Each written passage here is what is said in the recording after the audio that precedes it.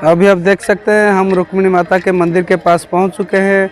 ये रहा मंदिर, मेरे पीछे आप देख सकते हैं ये रुक्मिणी माता का मंदिर है और यहाँ अभी हम दर्शन करने जाएंगे। और टाइम तो कम देते हैं बस वाले, इसीलिए जल्दी दर्शन करके बाहर आएंगे।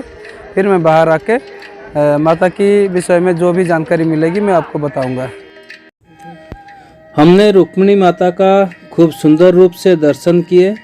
अंदर फोटोग्राफी और वीडियोग्राफी अलाउ नहीं था, इसीलिए हमने आपको दर्शन नहीं करा पाए और हमने बहुत अच्छी तरह से दर्शन किए।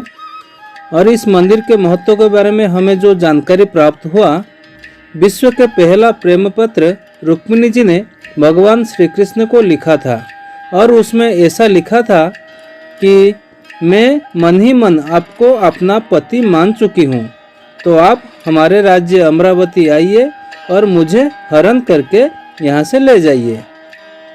क्योंकि रुक्मिणी देवी जी का विवाह शिशुपाल के साथ तय हो चुका था और वो इस विवाह नहीं करना चाहते थे, तो भगवान श्री कृष्ण द्वारका से गए और वो रुक्मिणी जी को हरण करके द्वारका लेके आ गए।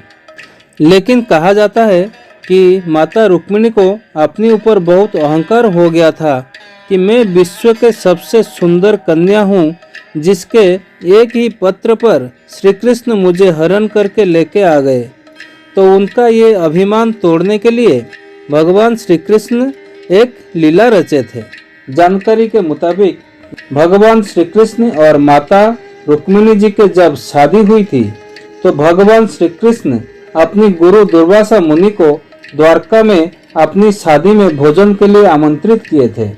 दुर्वासा ऋषि के एक शर्त थी कि अगर आप अपनी रथ में घोड़ा, बैल, किसी भी प्रकार का पशुओं का उपयोग ना करके खुद श्री कृष्ण और रुक्मिणी अपने हाथों से रथ को खींच के ले जाएंगे, तभी हम द्वारका आएंगे और भोजन भी करेंगे। ऐसा ही हुआ।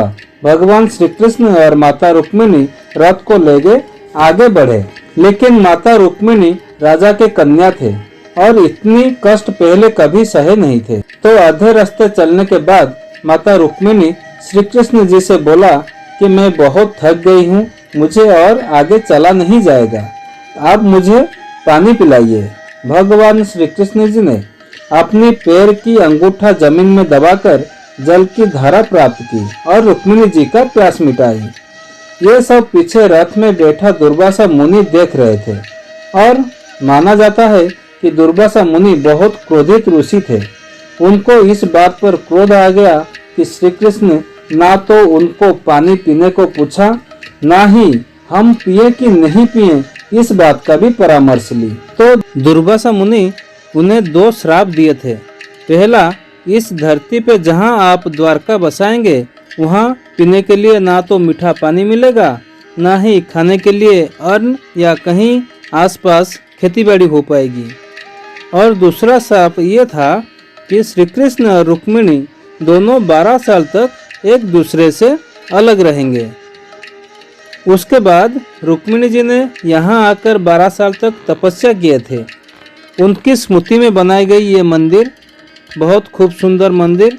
तो आप अगर कभी द्वारका आते हैं तो रुक्मिणी माता जी का दर्शन जरूर कीजिएगा।